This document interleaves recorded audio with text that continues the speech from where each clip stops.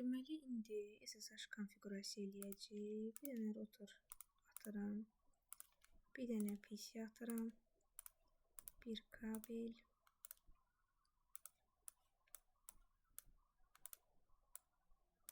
Əla. Daxil oluram PC-yə. Burada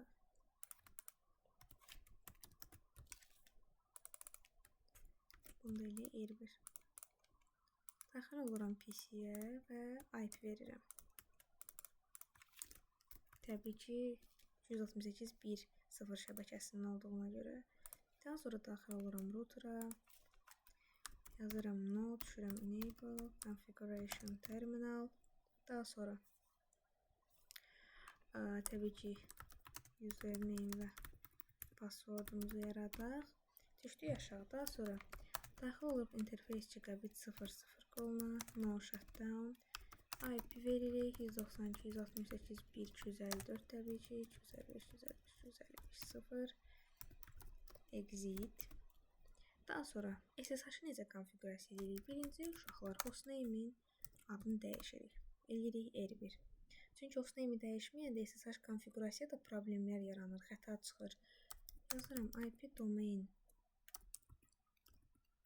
name, məsəl üçün cisco.com. Daha sonra yazıram crypto-key generate RSA general case models 1024. Baxın, görürsünüz deyildə key models size is 1024. SSH təhlükəsiz göndərmə üsulu olduğuna görə RSA şifrələməsi vasitəsilə 1024 bitlə şifrələyir. Daha sonra yazırıq IP SSH version 2. Daha sonra düşürük, yazırıq line VTI 04 login local. Daha sonra transport input SSH. Ne daxil oluruq PC-yə. Birinci ping ataq.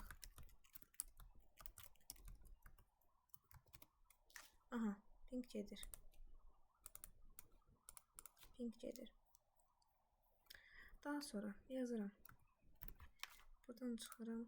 Düşürəm aşağı telnet SSH olan isə SSH quraşdırdığımız cihazın IP-si nədir? 198.168.1.254-dür və düzdür.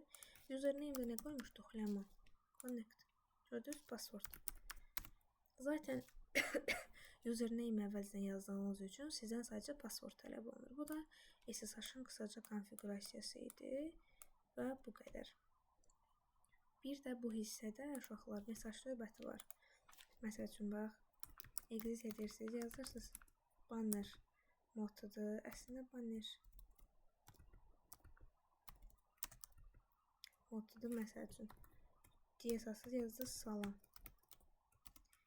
Sonra girdiniz line VTI 04 məsəl üçün login local transport input SSH. Daxil olursunuz bura 192.168.1.254 lemon. Gördünüz? Salam.